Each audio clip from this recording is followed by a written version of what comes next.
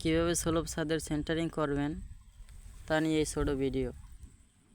আপনারা ছোটো করে পাইপ ঢালাই দেওয়ার পরে আপনারা ওই জায়গা থেকে লেবেল করে নেবেন। লেবেল করার পরে উপরের যে হাইট আছে তা থেকে 10 ইঞ্চি নিচের একটা লেবেল নেবেন। লেবেল নেবার পরে আপনারা লেনটেনগুলো আগে করে নেবেন। লেনটেন করার চতুর্মুড়া লেনটেনের তলা করে তারপরে 2 ইঞ্চি 2 ইঞ্চিতে লাইন পারাক মারবেন। লাইন পারাক মারার পরে 1 ইঞ্চি কাড়ে আসবে এবং ভালো করে দাসা চালবেন যাতে কোনাগুলো ভালো করে মিলে, যাতে আপনার কাজটা সুন্দর হয় এবং মিলে।